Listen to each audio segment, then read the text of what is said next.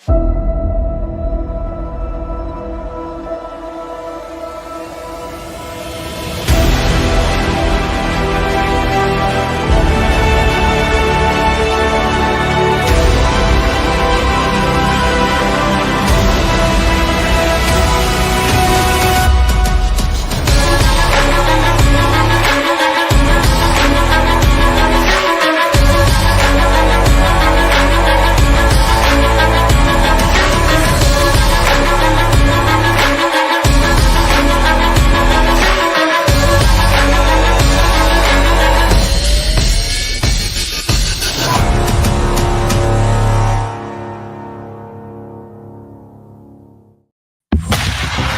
the Black Swan Media Studios, deep inside a secret underground bunker, we're speaking to freedom-loving patriots from all around the country and the world. Welcome to the Resistance. This is John Crump, live. And it is me, and I am here on a beautiful day in Northern Virginia. Today we have a special guest named Rich. Rich, how are you doing? Good. Well, Todd's going to be showing up, but he's just going to be joining us a little late. So Todd Vandermeer from Freedom Steel. So I figured it'd be good to have him on, talk about current event-ish going on. I saw a whole bunch of stuff about bump stocks over the weekend. Really didn't get to drill into it. What's going on, Crumpy? With bump stock? Oh, no, they're just trying to ban them. Same old. I was supposed to be down on Capitol Hill when the hearings were going on about machine gun conversion devices, but at the same time, they had the vote for majority leader. You're playing some audio in the background. It's this. Okay. Hey, Rich. Yeah. Guess what? What?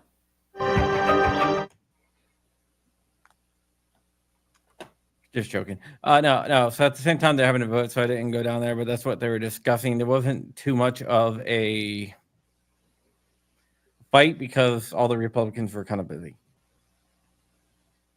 Mm-hmm. So are they proposing a new law for bump stocks? Is that what's going on? Yeah, there's zero chance of it passing. And yay, I like that. I kind of want to talk about something. So the last show we did last week was with Jonah from Big Mac Defense, and Jonah had a firearm malfunction and is no longer with us. Tragic freaking accident, and it was an accident. So I'm not sure which firearm it was. It wasn't the classic. We have an idea of which firearm it is. I don't want to badmouth anyone. It wasn't a SIG P320 or something like that dropped and went off. I would much rather until we have actual facts. I'd much rather. Yeah. I don't want to start talking trash, but so a lot of you guys in the comments were mentioning it, and just tragic. Great guy. We all, worked with him, liked him. He was always happy to jump on the show. So I always appreciate him. It was always like, yeah, I can do it. I'm like, okay, cool. And, I'm talking to Jonah last week prior to the show, and he's like, yeah, it's like working from home. I got to get to the gym. So my girlfriend and I are, going to the gym on a regular basis. We made a commitment to do it. And, he just bought a house. It's like, stuff was good for him. And it's just kind of like, wow, just really sucks. So, as safe as you think you are with guns, please, be as safe as possible. I mean, it's easy to make fun of things. It's easy to get casual with your firearms and treat them in a less than careful way. And I'm not saying anything about Jonah. This was a freak accident. This was absolutely should not have happened. Malfunction in a firearm. And live every day as it's your first, and live every day as it's your last.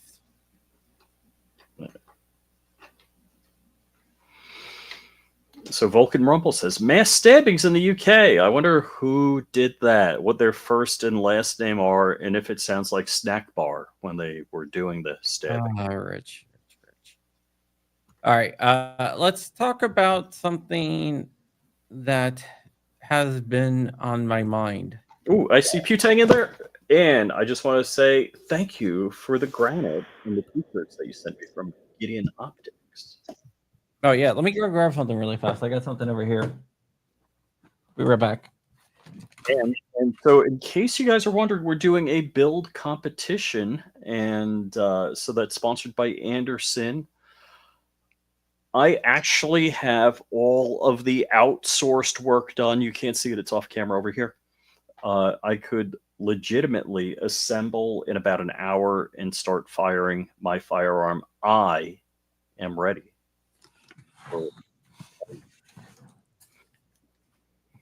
Aha, you got the Gideon hat. I think my Gideon hat is in the garage, hanging up. Yeah, it's pretty nice. Yeah. I got one from Bob over at where were we last together? I think it was at GOA Goals. You were there. I was there. Yeah. It's like, Bob, could I have a hat? That's pretty cool. I'll be at Freedom Fest on March 1st out in Arizona, Phoenix. Now, Freedom Fest is who? It's a GOA event. It's a GOA, yeah. They have it every year. So is there any update on Florida Open Carry?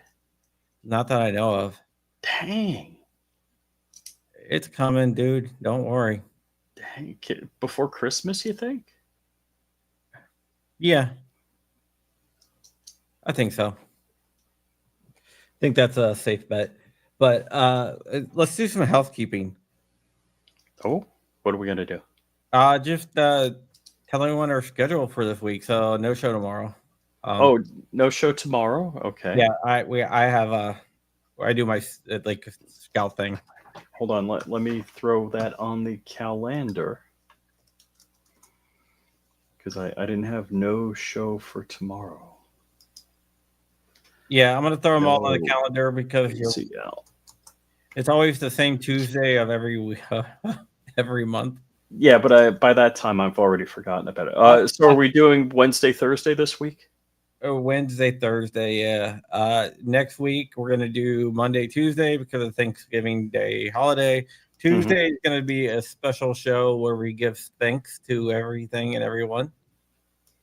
So it's not I actually can't thank everybody because they're part of my contest build. Well, a lot of people have helped. Well, it doesn't have to be like going or be anything. So Tuesday, we're going to be doing that. The Thanksgiving Day special. Stew Kids, great burgers, yum. I will have to try that when I'm out there. I think I'm going to be speaking out there. What? Wait! You're leaving your basement? I kind of do work for GOA, so I only leave my basement when I have to, or when my whole family comes. I have no problem leaving that house as long as my family's with me.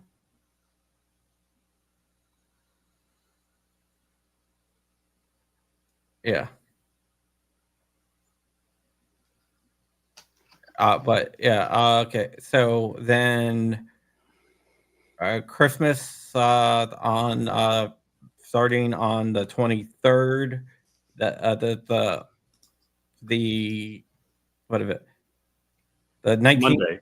December will be our last show of the year. Oh, the 19th, last show of the year. Yeah, because on the 23rd, I am going to see Trans-Siberian Orchestra. Oh, where are they playing?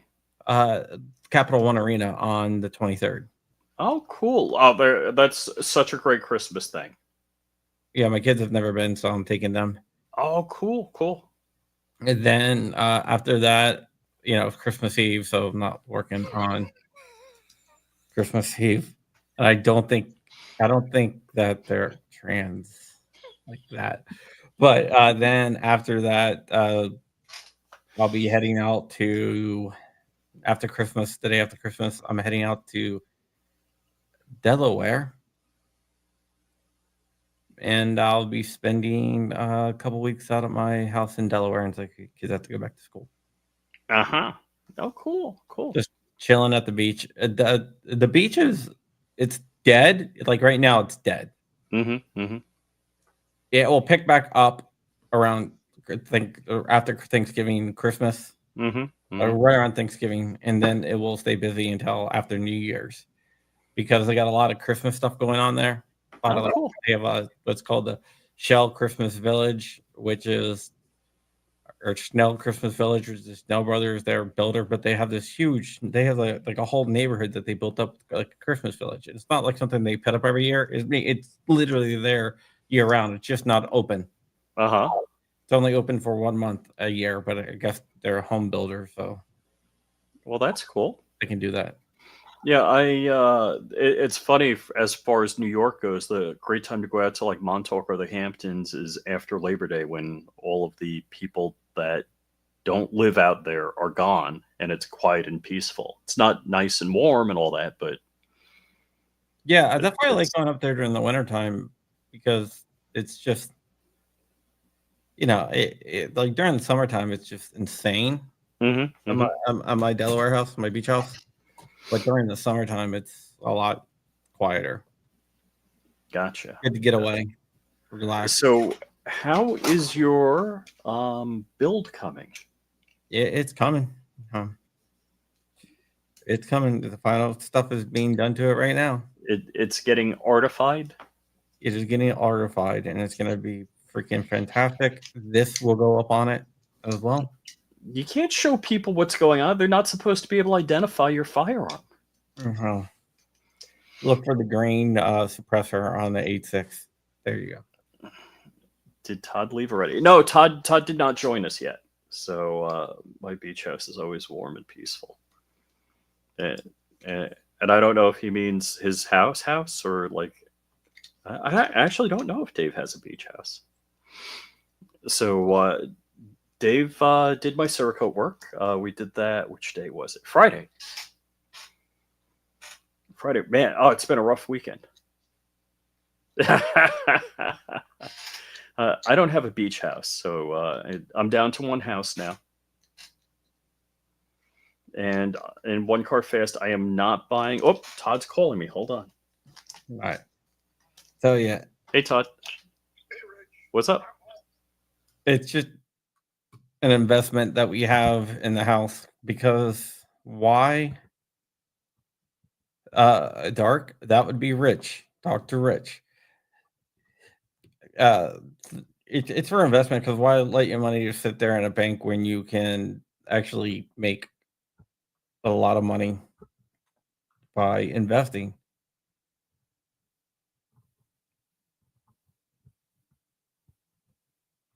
So, I mean, that's what you can do. One of the cool things is that when my kids grow up and move out, I'll be able to sell the house that I'm in now and go live at the beach full time, which will be nice. Does that mean you're going to be a beach bum? You're No. going to get a metal detector and just walk along the beach? Probably not. No. I got invited on a metal detector show one time. Oh yeah. Yes. Were they going to use your head to detect metal? I guess. And what is Dark saying? Hey, wasn't somebody supposed to introduce me to a super bass suppressor company? Who was that, Rich? I'm assuming it's Whip Machine. Yeah, but who was supposed to? Oh, I was supposed to introduce Dark to Whip Machine. Yeah, you said yeah. I would probably put on a text message. Go, yeah, Rich, and you're like, got it. Yeah. So not a gun tuber. If you're on John's chat, you see the people on John's. If you're on my watching on my channel, you see people chatting on my channel, whereas we using StreamYard see everybody's chat. Yeah, we have like 5 different places that we're broadcasting to. Yeah. And, One Car Fast is asking if I'm going to buy a Wish J35A. Is that the Chinese one? So China has what they're claiming is a mock-up. But they make it sound like it's running. A mock-up of a 6th generation fighter that's exo-atmospheric capable. I'm sure that's how we got the F-15. And I don't mean that it could, hit targets exo-atmospheric, that it itself is exo-atmospheric. And that's how we get the F-15. Well, no, the F-15 can't go to space. No, what I'm saying is... all right. Please explain. It can do this. Then if you guys don't know the story of the F-15... Good story. Definitely interesting story. So the Russians said, we have a plane. This is what the plane can do. We're like, oh, shit, that's better than anything we have. We need to build something that can beat it. So they built the F-15 to beat this jet that didn't really exist.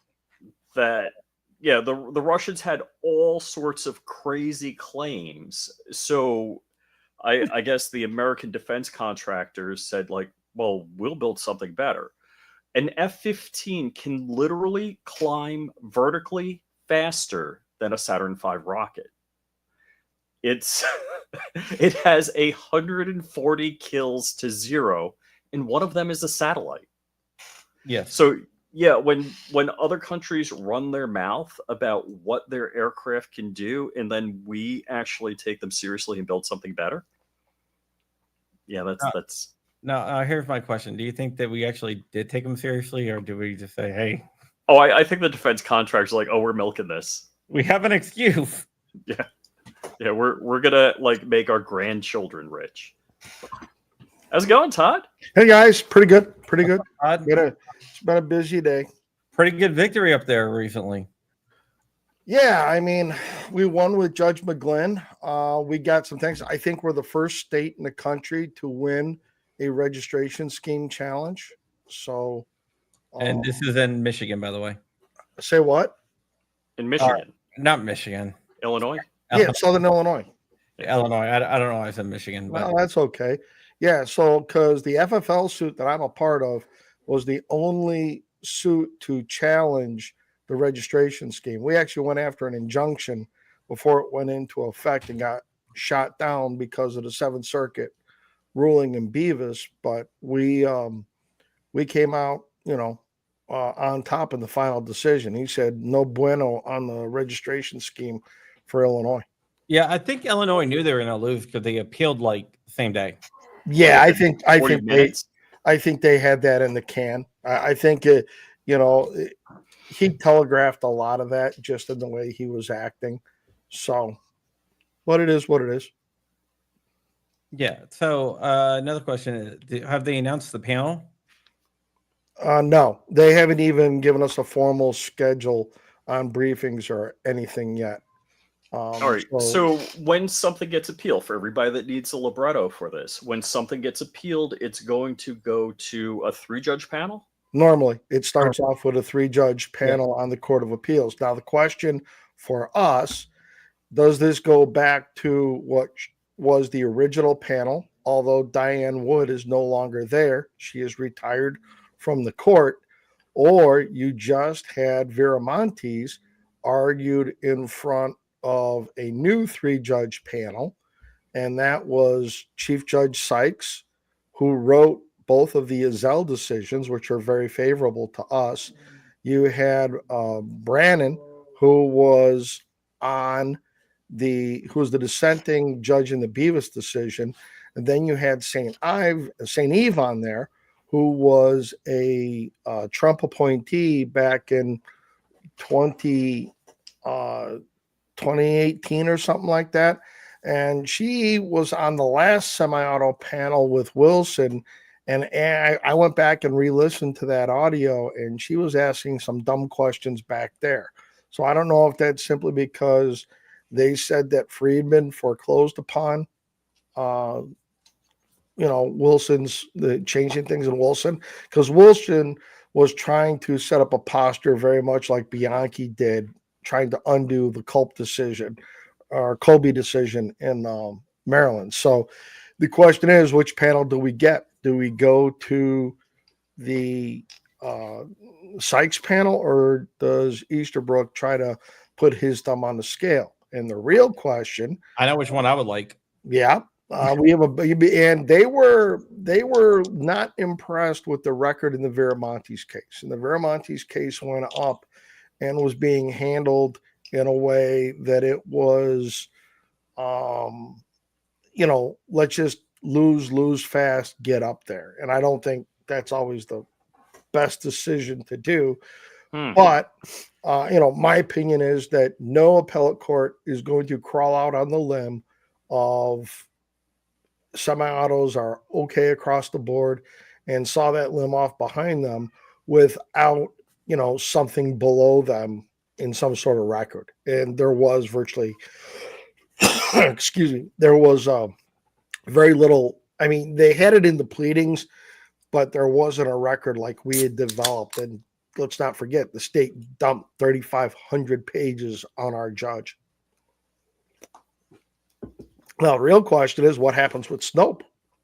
So if, these are all the moving pieces here, guys. I mean, you need a bingo card. Yeah, and so it's going to be, I agree. That's the Snope gets distributed tomorrow. Yeah. So the question is, what conference does it go to? Does it make this week's conference, which would be nice? And we'll see what pops up on the court page tomorrow. And that'll give us an inkling as to when we'll get potentially an answer on Snope. If they take Snope, I think that everything will be in an abeyance waiting on the outcome of Snope. 100%. 100%. If the SCOTUS takes Snope, like every case that deals with any type of assault weapons ban just could be frozen across the country. Right. And there may be more stuff frozen simply because it will be another rehash of the Bruin standard, Heller standard, and we'll see what they say. Now, the other two cases out there, Beavis and Herrera, are way behind. Those went back, and I just saw notes on those cases that pushed them well into 2025 for discovery and stuff like that to build a record. And based on what the oral arguments in Viramontes are, I don't see, any judge saying, yeah, they just said they didn't like lack of a record, so we're going to go through a full-blown trial. Now, if the Supreme Court takes Snope, then I don't see everything's going to get whole. Why spend the money on briefings and everything else if the standard's going to change? Yeah. So that's really where I think things are going to land in the short term. But hopefully they accept Snope on the first go around. I hope so. And then we go from there. Hold on. Colt, would you knock it off? My dog is in the background howling, and I was wondering what that was. And the cat's meowing. My wife's cat is meowing, and the dog is, my phone goes off, and he'll do the same thing if I'm not around. So, anyways, but yeah, those are some of the things that are going on. I mean, we got 90% of what we were hoping for in our decision out of Southern Illinois. Now, I know some guys are mad about the 50 cal stuff, and here's the issue. Nobody spent a lot of time arguing on 50s. If you look at it, when I was talking with the FFL guys, yeah, love it. Part of the issue is that if you want to have the debate about 50s, it could take up all 25 pages of the brief. Yeah, let's explain what that is, because the judge did say something that's interesting that I totally disagree with. Sure. He said that based on the record, he thought that the injunction was not going to apply to 50 cals, that they could be regulated under state law. But he used the context of self-defense, which is one of the lies that the anti-gunners continuously tell us, because the holding in Heller was such as self-defense within the home. It's all lawful purposes. And they continue to try to read out those two words, such as, and make the test, can you use this as self-defense in the home? Now, our expert, when he was asked, they testified and said, well, it's not the first gun I would recommend, something to that effect. And the state guy said, would you write? Well, if it's the only gun I got, yeah. You go, tell me what the scenario is. So here's the big problem I have with 50 BMGs, and I literally own a 50 BMG because the government doesn't want me to have one. Sure. Do you know how many murders a year are committed with 50 BMGs? 0. So there must have been like a whole murder spree with 50 BMGs. Like, no, 10 years ago. Funny story about this. So back when I was still lobbying years ago, there was a big 50 cal ban coming up. Cook County was pushing it. And so I was out to dinner with Ronnie Barrett. Ronnie Barrett had come into town to testify. I made sure Ronnie got a seat at the table. Ronnie talked about all of it. Then Ronnie and I went out afterwards for drinks and a steak. And it was a popular restaurant with a lot of legislators. And this legislator, Kevin McCarthy, came in.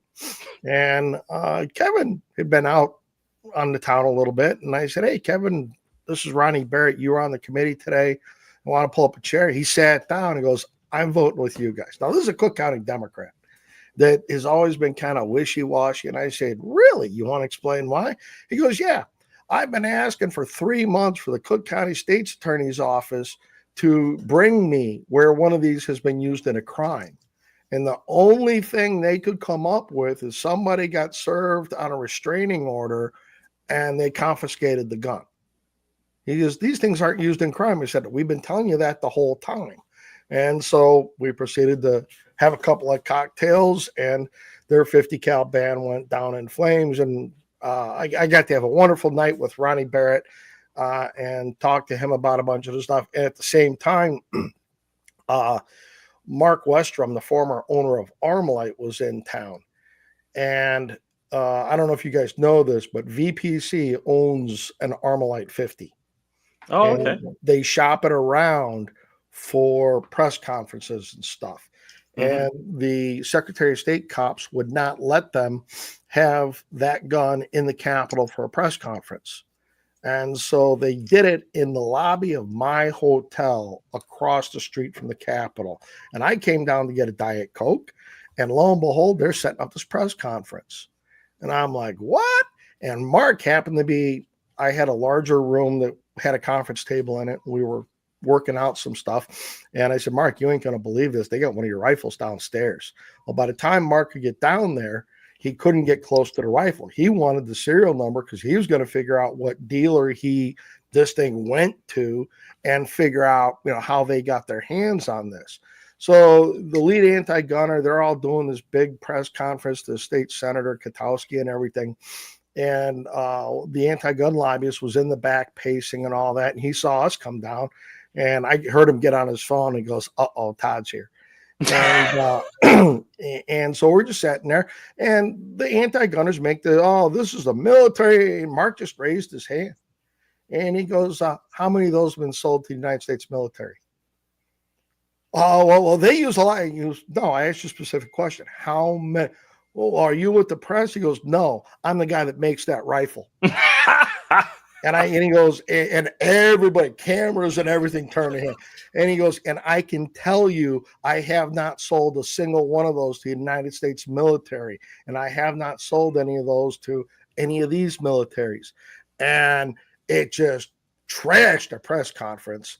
And then all of a sudden, when things he got done with his statement or whatever, they all mobbed Mark. And I heard the anti-gun lobbyists go, yeah, they just crashed a press conference and it's not going well. And so, yeah, those are some of the highlights of my lobbying career. But, so look, I disagree with what the judge said. Mm-hmm. And, so what did we lose on? We lost on grenade launchers. they're destructive devices. Okay. We lost on the 50 BMGs, and we lost presumptively on belt feds. Okay. I know there's some belt fed 9mm and 22s and whatever, but in the grand scheme of things, now, do I think that we ought to go after those things? Yes. But you're going to need all the briefing space you got in the whole. And this is where I think one of the briefs, when they accept Snope, which I'm knocking on wood for, that one of the briefs needs to go in as an amici, and it needs to be on nothing more than such as that they continuously try to rewrite the test. They've rewritten the test for self-defense. It's not self-defense. It's not self-defense within the home. It is for any lawful purpose. People, people could collect guns like they collect doorknobs or stamps or anything else. And that's all fine. I don't have to have a reason other than I can. And so I think we need to get that in front of the court, front and center, and just neuter this thing right now, and just and I think they've been more receptive to that, because if you look at a bunch of the briefs that went in, where they were calling out how everybody was abusing Bruin and all this other stuff. I mean, so we got 90% of everything. And the neat thing he did is he took a tactic I've been espousing. Heller did not differentiate Derringer from revolver, from semi-auto, from muzzleloader. It said handguns across the board. That was it. And the judge pretty much did the same thing with semi-autos, except for belt feds and 50s.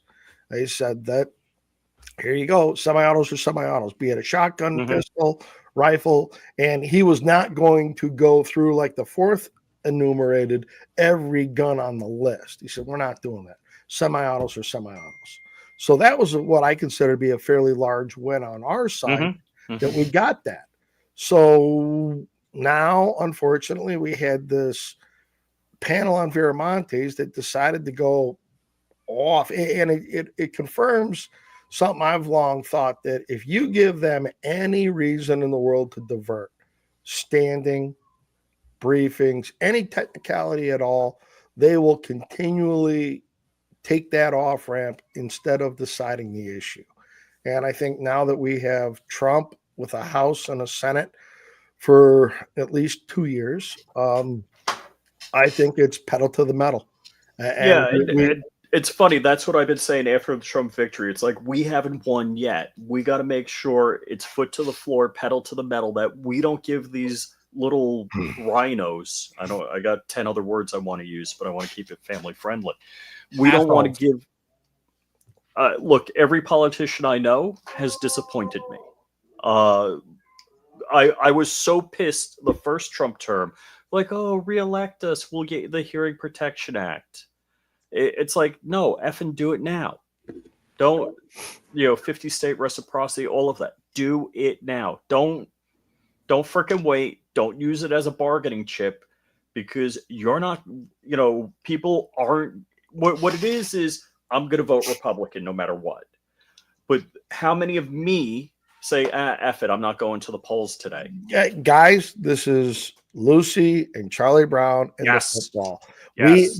I remember the revolution in '94 when the Republicans took Congress and were able to put a block on all the Clinton stuff in his last couple of years. All right. Then we got George W. Bush and we had everything. What did we get? He didn't do he didn't sign a new semi-auto ban. They just didn't do it. They didn't pass something. That was everything. That's what we got. I mean, first off, there are a bunch of stuff that we can do executive wise. And I think you start with sporting purpose test. Throw that out the window. 100%. I've been saying all that. The executive orders. And then not only the sporting purpose test, but how about that import thing where there have to be so many parts that are American made? You know what? Gone. Throw that out. And I don't think they ever codified sporting purpose per se as it's being interpreted into the law. With that, those are executive actions Trump can do on day 2. Okay. I think Trump's got I think he's got his foot on the accelerator. Remember, when they did the Green New Deal, when they have done Obamacare, I mean, my union was heavily involved in lobbying against Obamacare because of the Cadillac tax and what it was going to do to us. Yeah. And we felt we were being punished for making the right decision in our health care all those years, right? So I know the conversations that were being had, because I had some of them with congressmen, about the arm twisting and the bone breaking that Rahm Emanuel and others were doing in the administration. And the Republicans never do that. Then they waste the 18 months of runway they have. And then what happens? They turn around, reelect us and you'll do more of nothing. Fudge, no, do it now. No. And no, you get one shot at this, because this is the third time that we have given you the trifecta. All right, no more. We're tired. You always take care of some of your business cronies. You always take care of the chamber. You do a bunch of that other stuff, and then we get left in the dust. And it's like, no, we're the guys that showed up. You said you needed more gun guys to vote, and we did it. We turned out. Not only that, but at least Trump's message resonated to where these people weren't being pigeonholed into identity politics. And I think part of the stuff with the black gun clubs, like the 761st here in Illinois and all that stuff, and what Rhonda Zell's doing and some others, I think it's making a difference. And I think crime is driving those guys into our arms, saying, hey, I don't care what color your hair is. I don't care what color your skin is. You want to come out and learn? More than happy to teach you. Come on, join the club. We've got the big tent. I mean, we will argue about 9mm versus 45 and Glocks versus 1911s, but it's a friendly argument to have that, we're not going to solve anytime soon. But so, yeah, I think that, Trump should put his foot down. And I mean, his picks, not waiting till they're actually in to float the number of guys that he's got named already. And I think, I've seen, I don't know, the 10th iteration that now FBI guys say they're going to quit. And everybody in whatever agency. I'm waiting for the celebrities to move to Canada. Well, Funny thing, they don't go to Mexico. De Niro's leaving. I've actually seen stuff where it looks like De Niro's leaving, so he may be a man of his word. Is he moving to Mexico? Because Mexico or Haiti. Haiti is in an S-hole. He ought to move to Haiti. Yeah, I don't know. But I think there's a whole host of things regulatorily wise that we can do. I think there are things we can do within ATF. You're going to need somebody to watch over. You can't just, they're not going to undo licensing for dealers. That's not going to happen. And you're going to need somebody for part of that, as well as a few of the other things that are left around, destructive devices, things you're not going to get rid of. I mean, let's be pragmatic about it, okay? Can we get suppressors out of the NFA? Likely. Can we get SBRs done? Yeah. Guns, I don't think are going to. But I mean, there's a few other things in there. You're not going to stop the regulatory action on destructive devices, explosives, and the like. It's not going to happen. You have an entire mining industry built around some of that stuff, right? So with all that, I think that there are a ton of things. I've been joking on Twitter that I'm open for the director of ATF, and if Brandon Herrera beats it out because he's got a better bod and he looks better than I do. Brandon just announced he's gonna box Mike Tyson. Oh, for $20 million, I get the ring with Mike Tyson. Mike Tyson got $20 million. Jake Paul got $40 million.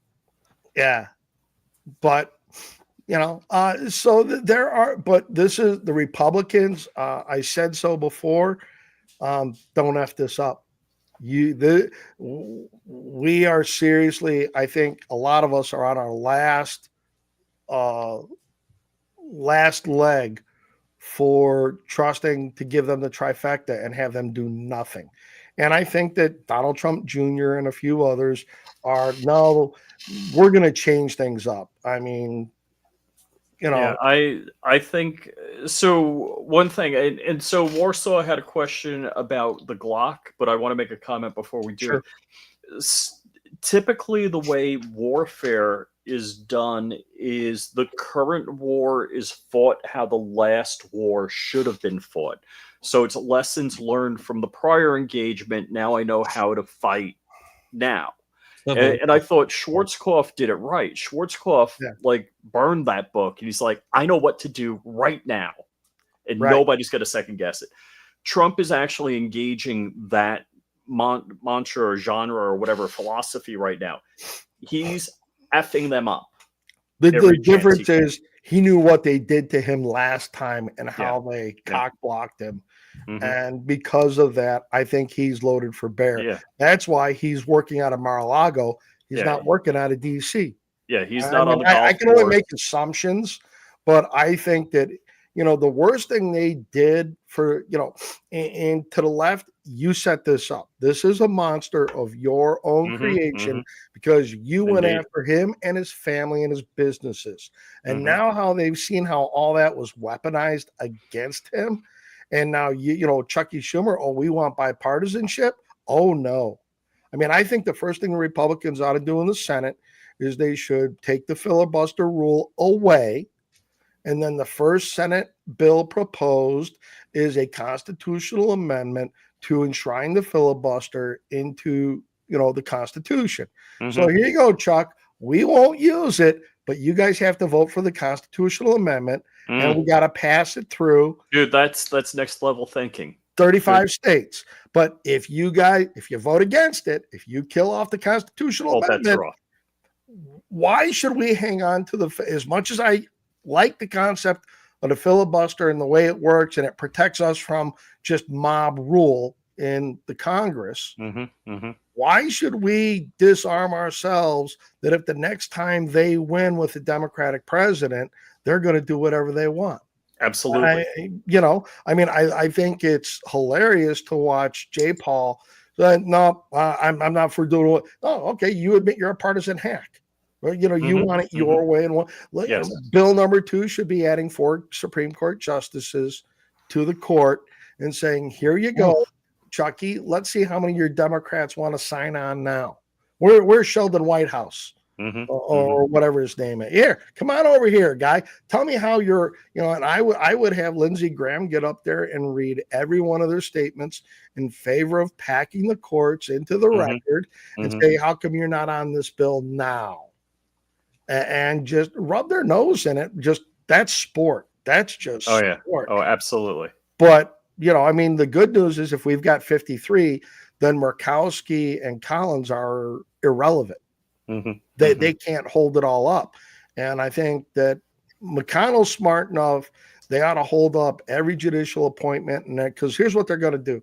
They're going to start doing whatever they can in a continuing resolution to get more authority for more spending. And then they're going to, so you have authorized spending, and then you got the money going out the door. There's 2 different components to governmental budgets. Maybe authorized to spend $13 million, but then it takes a while to get all the paperwork and who's getting the money and all that kind of stuff, right? So they need to clamp down on the authorization on spending and then turn around and make sure nothing else they do whatever you can to throw a monkey wrench in the wheels to keep the money from going out. I believe the last time the federal government had a budget was George W. Bush. Maybe. Because they've been just doing continuing resolution, spending caps, increasing the spending cap, blah.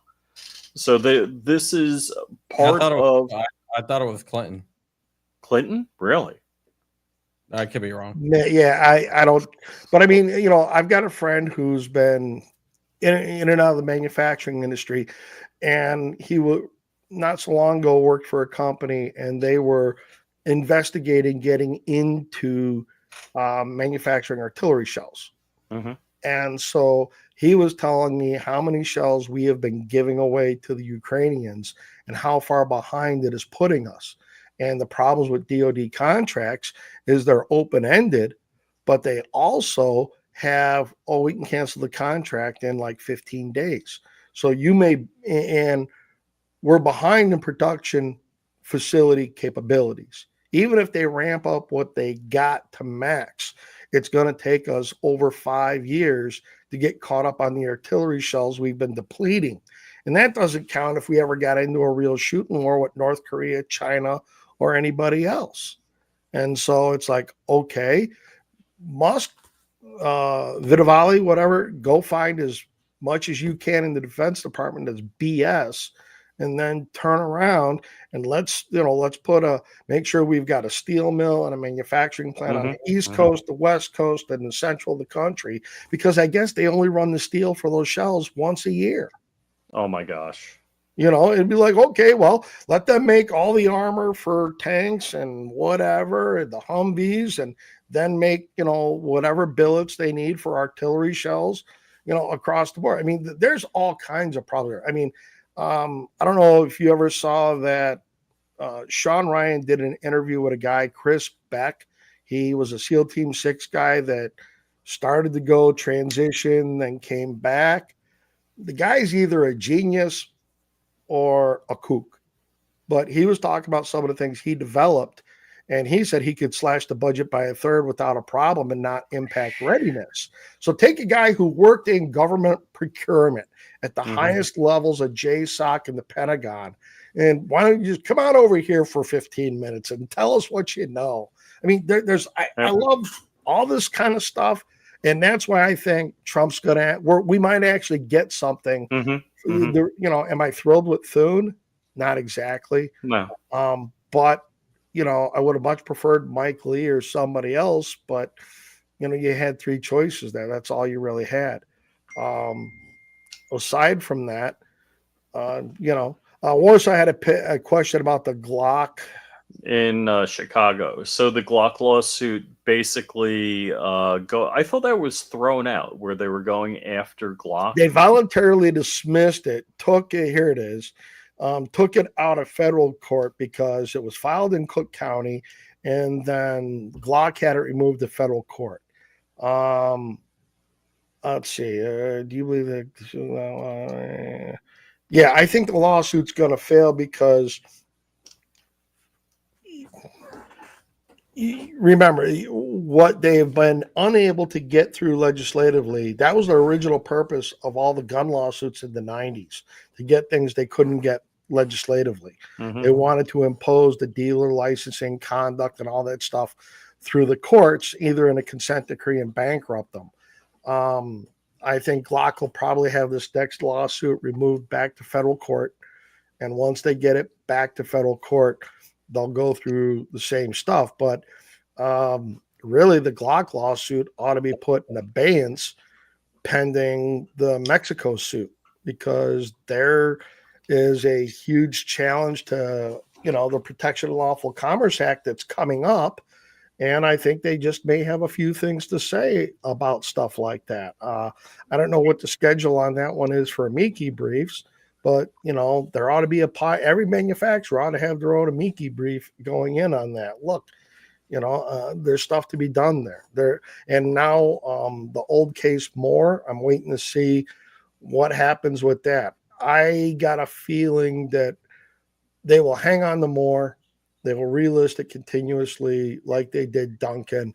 And then if they take Snope, after Snope comes out, I think they'll GVR Moore. I'm pretty sure they would GVR it. Now, what I still think, and we talked about this, I don't know, 9 months ago or so, now that we have Trump, we have the Senate, we have the House, I think Jim Jordan should start convening hearings on judicial malfeasance, malpractice with the Ninth Circuit, with the Seventh Circuit, with the Fourth Circuit, and now it looks definitely Fourth Circuit. I've never seen any circuit act as they do. Right, and then you've got the Third Circuit. Evidently, is still 13 months later sitting on a post-Bruin New Jersey bill. So, I mean, impeachment starts in the House, and that's the only thing you can really do. GVR stands for grant, vacate, and remand. So the court takes the case, they grant cert, they vacate the lower court ruling, and then they remand it back to them with basic instructions, try again. So it's a GVR. Just it's shorter to say it that way. So it's kind of like a mulligan. Yep. Yeah. Or it's like you get your college paper back and try again, try harder. So there's that. I mean, we've got and we're watching because our FOID card case in the state courts is coming up next month for oral arguments. It's interesting that in that court, they were arguing in state court, they were arguing that the militia laws of the 1790s allowed for registration like FOID card lists. Okay. In the same sentence, they cited militia laws that mandated government grade or military grade firearms. Yet in our courtroom, they're arguing because they're military grade, we can ban these. I thought we should have raised an estoppel issue. But wait a minute, you can't have it two different ways in two different courtrooms. Sure. It don't work that way. And you've got that. We've got all kinds of things like that. I did a whole memo about the Privacy Act, and the interesting thing in our situation, Illinois state constitution under Section 6 of the Bill of Rights has a right to privacy. And I went back and read all of the transcripts about that. Now, mind you, the transcripts from the 1970 Constitutional Convention are photographs of the actual transcripts, and they're in JPEG format. They're not even PDF. And you want to talk about pulling my hair out. Finding them was one thing. But so then if you jump down to Article 22, which is Illinois' right to keep and bear arms, it says, subject to the police power of the state, the right of the people to keep and bear arms shall not be infringed. That they've read our preface just the opposite of what the Heller court did in the preamble to the Second Amendment.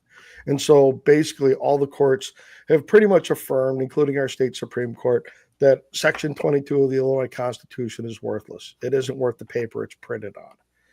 But there was a debate back in 1970-71 at the ratification of our current Bill of Rights, where they wanted to they had a vote and they lost to apply the privacy right against private corporations. They did not like how mortgage companies, how much information they were gleaning through credit reports and things like that. And that amendment to Section 6 failed. But there was a whole conversation about lists, big lists.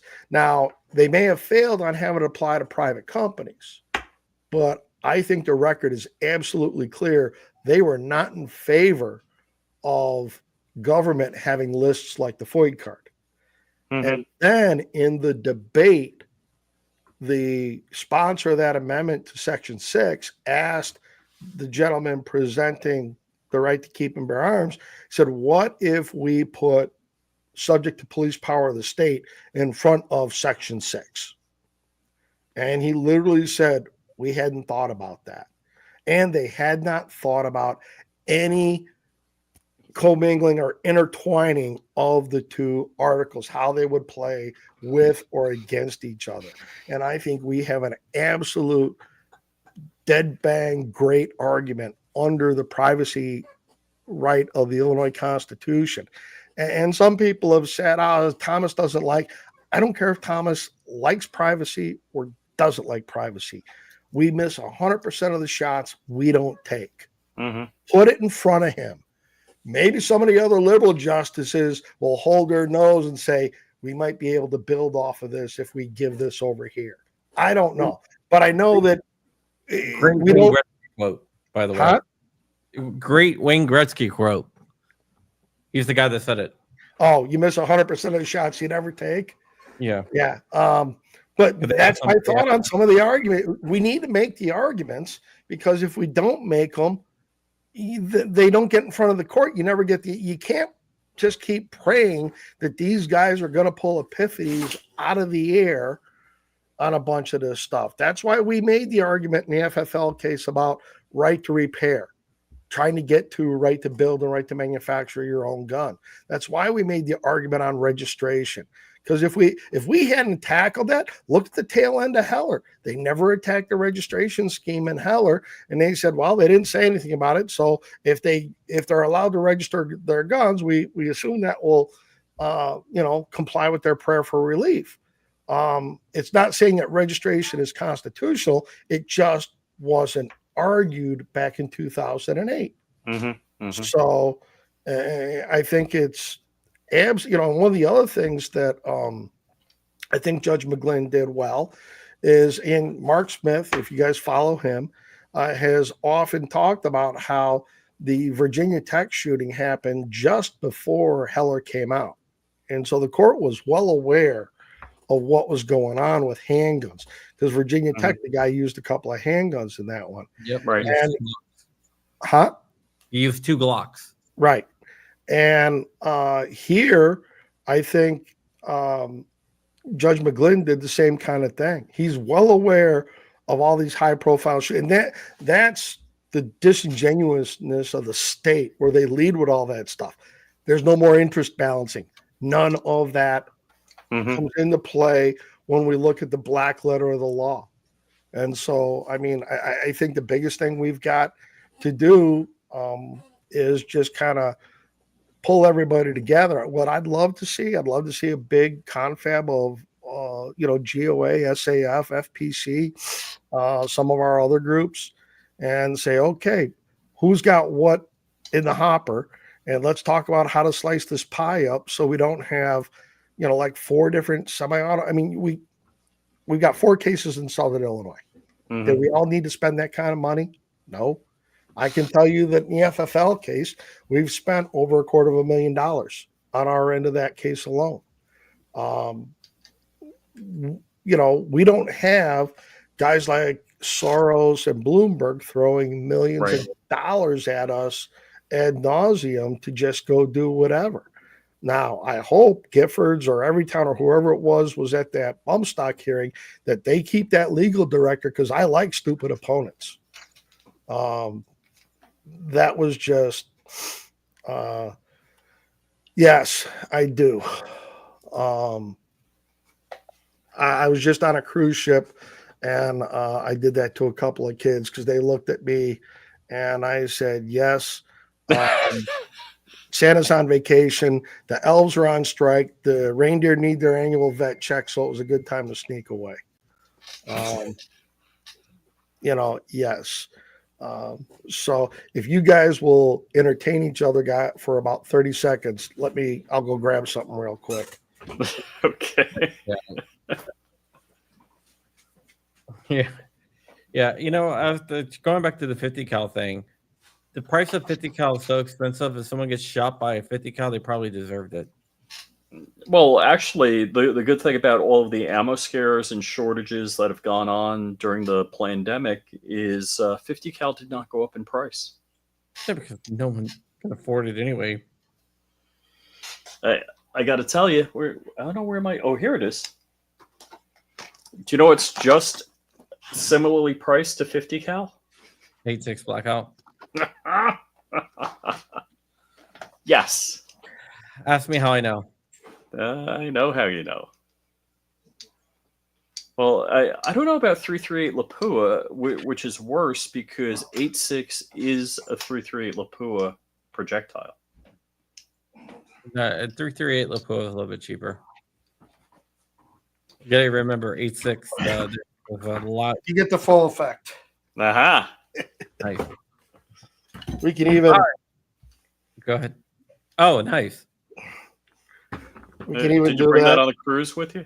No, I had the shirt on the cruise. I didn't have the hat. But when I was right before I quit lobbying, somebody said, "What's going on?" I said, "Well, I can either go work for the CIA and be a contractor in Syria, or I can go do the mall thing with Santa." So Yeah, I get Opens up asked. opportunity. Yeah, whatever. But hey, it is what it. The whole reason 50 cal came about was guys wanted to shoot longer range and didn't want to develop a new cartridge. So what happens? There's 50 BMG ammo readily available. So what they do? They took that, they built the gun around it because the ammo was available. And it started off with the 1,000-yard and 1,500-yard guys. And then the JSOC community figured out that, hey, and it actually started with EOD guys, from what I'm told, that, this is about the size of a mine. And if they, there's enough kinetic energy in a 50 that if they do that, they can detonate the mine. And so if they do that, and then once they're hitting mines, the SF guys like, that's about, we could hit ahead with that. And so it kind of morphed into all that. And part of that night with Ronnie Barrett, I sat there and he said that when they came out with that 410 Barrett, he said, all I did was spend a lot of money replicating John Browning's work. And John Browning said that the 41 would be the next big long range cartridge like that. And so that's where it all came from. It was guys didn't want to build a new cartridge. I mean, look what 338 Lapua cost these days. Wouldn't surprise me if it's more expensive than 50 cal. Yeah, they're just talking about that in the chat. Yeah. So I mean, that's where a bunch of it, that's where it all came from, and everything. But there's a ton of stuff I'd love to do, guys. I mean, if somebody found me a sugar daddy for lawsuits, I know that if we filed another 10 lawsuits in the state of Illinois, we could probably break the attorney general's office. They are understaffed. And even though they got the deep pockets of government, you ought to see the number of extensions that they are asking for routinely in all the cases, just like Maryland. So Maryland asked for their extension in Snope. Then they asked for one in Moore. It's just never ending. They are just constantly, because they can't get their work done. And that would be nice. I mean, I've seen the Illinois Supreme Court stood up to them after their 6th 30-day extension in one of the gun cases that was up there a few years ago. But that's how far it gets pushed out. And we should really take advantage. They played the game that they thought with Kamala and a Democratic Senate that they could run the tables, and 4 more years of Biden, whatever you want to call it, that the court was going to change. Well, now, I think that's why they try to get that extension in Snope, is because they thought Kamala was going to win and and the court was going to change. Yes. If I'm not mistaken, Chief Justice Roberts oversees the 4th. Yeah. But what I think is, like, if they would have got the extension they asked for in Snope, that would have pushed it back at least to the next Supreme Court term. No, they could have still got it in January. They could have still made the spring session, but it would have been difficult. It would have. They could, but chances are they would not have. It would have been extremely difficult for them to make the spring session. Right. I also think you're right, John. It would have been difficult, but they took the Trump immunity case and they ran that through light speed, so they can do what they want. I think. But I think one of the tells may be that Chief Justice Roberts is the one that oversees the 4th Circuit, and with that, he cut them short on their 2nd extension. So I'm hoping that's a good tell, because he wants this in front of the conference. That's exactly why he did it. That's my thing. I'm hoping that's between talking to you guys, I have a hard time keeping up on the chats and everything. Oh yeah. But actually we're over the 1 hour mark. So sorry about that, guys. Sorry. No, that's okay. It's very good. I was taking my wife to therapy today. So just I was a little late getting in here and everything, but It's all right. That's all. It's all right. That's why we went over. I Well, want to I give did you. get on the ballot for the NRA. You're on the ballot So- for the NRA. You mean the ballot for ATF director? No. There's a ballot for the board of directors. Remember, there's the normal 25 seats that are coming up for election for the NRA board, and there's another 3 seats that are up because directors have left and stuff like that. So Mhm. there's 28 open slots, and working with Rocky Marshall and Buzz and Jeff Knox and a couple other guys, they Yeah. put together a slate, and they added me to their slate and helped me get my petitions. So we filed just about 775 petitions to make it onto the ballot. So Oh wow! Yeah. I'm on the They're good guys. yeah. Rocky So Jefferson. we're running a reform slate, and I'm part of it. And there will be.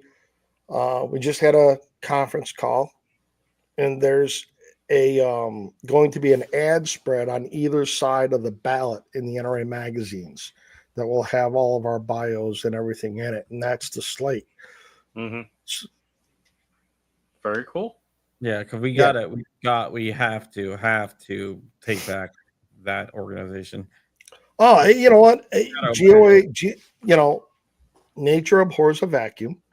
You've seen SAF start with the litigation stuff before, but Bruin was an NRA case. The New York case prior to that was an NRA case. I think Bianchi started out as an NRA case. But GOA and FPC and everybody has jumped into the void here. But nobody has had the ability to put lobbyists in every state and deal with stuff at the legislature. So if you put a bunch of us in there that, I'm not interested in $25,000 suits. I want to put 25 grand a pop at lawsuits just and start picking stuff up. You take $200 million in Bruin, or that we paid Brewer, and split that up between elections and litigation. What do you think we could do with $100 million in litigation against all these blue states on gun stuff? Unfortunately, Brewer's the one that really runs the NRA right now. Who? Brewer. Wow, he's trying to. His days are very numbered. I hope so. As soon as we're waiting on the judge's order in the New York case, and I think it's going to break in our favor largely. As soon as that gets done, I think largely his involvement is largely going to be done. And as soon as we can, if he is still around and if I get elected to the board in April, I'll make the motion to fire his ass, Johnny on the spot. And I think there's some other things I've heard discussions about that we can talk about later, but I think we can reform the NRA. I think we can take it back. And I think that we can turn it into the 800. The other side should be, have their undies in a knot. You guys thought you were going to take the NRA down. You're going to make it stronger with what you did. With turning the AG's office loose, never would have gotten rid of Wayne any other way. I don't think. So that's a bit of good news. So I don't think so either. I do know they weren't too happy. I wrote an article a while ago about the NRA with a bunch of internal people. Yeah, that's me off the record, and from what I hear, they weren't too happy that people on the inside spoke. But that also shows you, that these people, that there are people on the inside that knows that it's not looking good. Yeah, no, we're. I think there's they have a working majority on the board now. They don't have a super majority for some of the instant things they need to do at times. And some of the shenanigans that were done at the board in the last meeting were brought to the judge's attention. But I think the NRA can be salvaged, and more than salvaged. I think we can put it on a path Like I said, you take the $100 million we've spent over the last 4 years, 200 million with Brewer, and take half of that and put it towards litigation. All right, give me a $25 million budget a year for the next 5 years on litigation. Watch what that looks like. I mean, there's all kinds of things to do. And depending on how much we get out of Trump and how much we get out of Congress, I've told people my goal is to win enough in the courts that preemption becomes superfluous in the states, that we don't need this or we don't need that because we've been able to secure it via the courts. And if we can hang on, if we get one more pick, I mean, if Sotomayor has an episode with her diabetes and goes face down into a plate of fettuccine Alfredo, not like anybody's wishing that upon her. And then Trump gets that pick. What if they take Snope? We get out, and Alito and Thomas write their magnum opus, and then they retire, and with a Republican Senate, Trump sits there and puts, this guy like Holt out of the Fifth Circuit, or Reed O'Connor out of the Fifth Circuit, up there, and put some very young, very conservative justices up there to. I would love to see Reed O'Connor up there. Oh yeah, I mean there are a couple of guys out of the Fifth that are pretty dynamite. I mean, I wish Benitez was 20 years younger. I don't know how old McGlitt is, but I think, giving him a different perch. Van Dyke out of the Ninth Circuit. Look at all the shade he's thrown when they play games with Duncan and all that. I think he might be young enough to put up there and watch that whole thing. But going back to it, I think that Jim Jordan needs to sit there and start holding hearings on this judicial malfeasance that's been going on surrounding the Second Amendment. Because the only way to remove a federal judge, if they don't resign or die, is through impeachment. And impeachment articles start in the House, if I remember my constitutional classes. Mm-hmm. So, do that. You want to watch Jerry Nadler and Wasserman Schultz heads explode over that?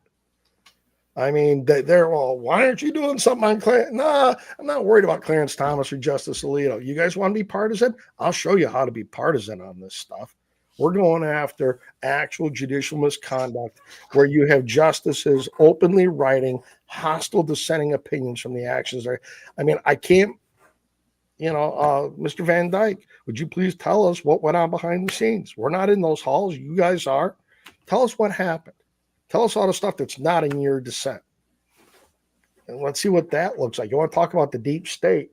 There's a deep judicial state. I mean, the only thing that I'm amazed, Dobbs leaked, and then they've had these leaks on some of the stuff about Alito and the chief judge taking one of the other cases away from him. I mean, if our intelligence agencies were that airtight, we wouldn't have problems. But we have Fang sleeping around with Swalwell, and we're in Chinese agents working in Feinstein's office. Yep. So, guys, it's always good to see you again. Yep. Thank you. Anytime, Todd. No, hey guys, we just do it. So we still have the Second Amendment Defense and Education Coalition working to help pay for litigation here in Illinois. So we've got that. So if guys want to sit there and make a small contribution to SADC, we're always, FFL guys are the guys who've been really leading the charge on what I consider cutting edge litigation. Anybody can go after guns and magazines, but they went after guns, parts, and registrations. So it's all good on our end. But and now a week and a half ago, it was 82 and sunny out on the ocean, and now it's 50 degrees and drizzly here outside Chicago. And back to this. Yeah, well, it's the dirt moving season is rapidly coming to a close, I think. So it'll be time to go putz around in the garage or something else or whatever. But no, it's always good to see you guys. Rich, thanks for the invite today. Yep. Thank you. Thanks for coming on. Yeah, All right. always. Back. And we'll be back on Wednesday. So see you guys later. Bye. Take care.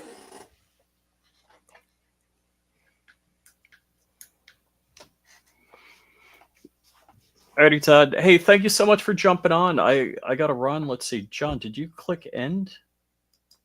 Yeah.